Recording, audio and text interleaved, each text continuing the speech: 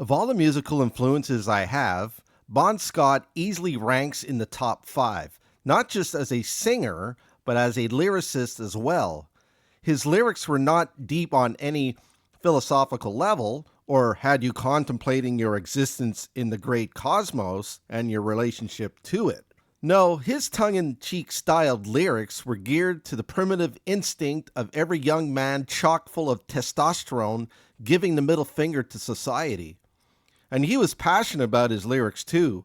Just listen to any vocal performance that man recorded. He was all guts and balls in every time. 4, 2, 3, 5, 6. You can say she's got it all.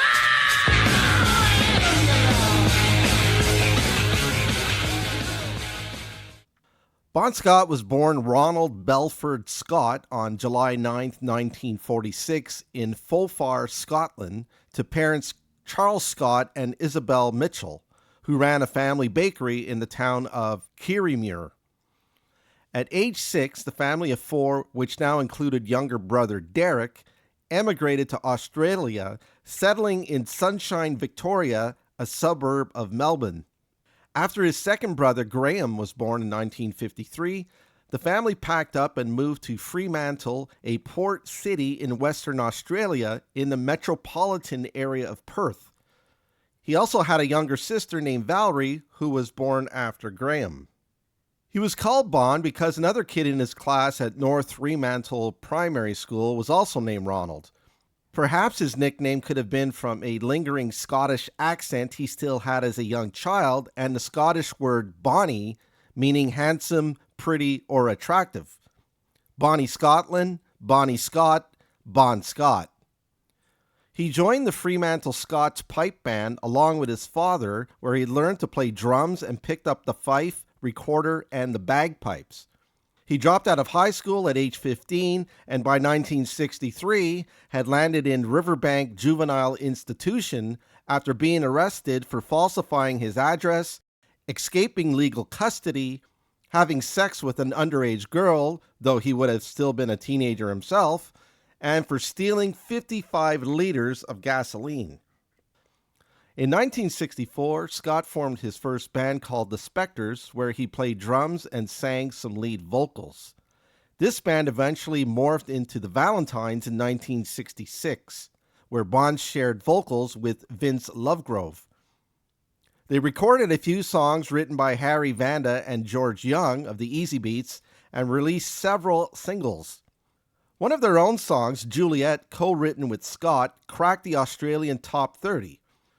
The band also made live TV appearances on programs such as Turning On, where they performed a cover of the bubblegum hit Build Me Up Buttercup. I need you more than anyone, darling. You're all that love that I've got. So build me up, buttercup, don't break my heart. I'll be over at 10, you tell me time and again, but you're late. The band broke up in August 1970 after disagreements and a much publicized drug bust in 1969. From the Valentines, Scott moved to Adelaide in 1970, joining the band Fraternity. Being managed by the same agency as Sydney rock band Blackfeather, Bon was invited to play recorder on their track Seasons of Change for their debut album At the Mountains of Madness. In March 1971, Fraternity released their own version of Seasons of Change, and it hit number 1 on the Adelaide radio charts.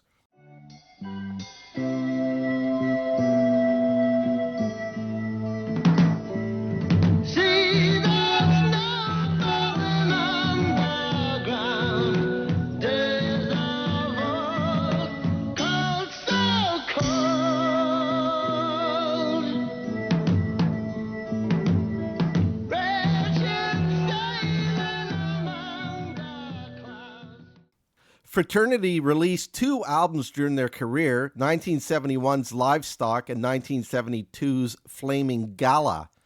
After winning a National Battle of the Bands competition in 1971, with the prize being a paid trip to London, England, they toured the UK in 1973 under the new band name Fang. They opened for bands such as Status Quo and Gordy, helping to gain a foothold there. The band slowly fell apart and they eventually returned to Australia. While lead singer for Fraternity, Bon married Irene Thornton on January 24th, 1972, but their marriage was short-lived, separating in 1974 and divorcing in 1977.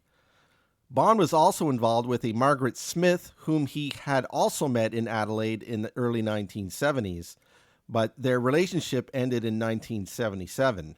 Both women stayed in touch and remained friends with Bon until his death. After returning to Australia towards the end of 1973, Bon started singing with Mount Lofty Rangers, a band founded by pianist Peter Head. The band was a merging of his band, Headband, and ex-members of Fraternity. Not being much of a guitarist, Peter taught Bon how to put chords together to help arrange the musical ideas he had. According to Vince Lovegrove, Bon's lyrics even then were simple, clever, sardonic, tongue-in-cheek. His simple yet clever approach to lyrics would bode well for his future success with AC/DC as the primary lyricist. In May 3, 1974, after an argument with a member of Mount Lofty Rangers, Bon sped off on his motorcycle while under the influence of alcohol, leading to an accident that landed him in the hospital. He spent 3 days in a coma and a further 18 days recovering. Upon his release, his former bandmate Vince Lovegrove, who was now running a booking agency, gave Bon some work painting and decorating his office and introduced Bon to a young band named AC/DC, who were on the lookout for a new singer.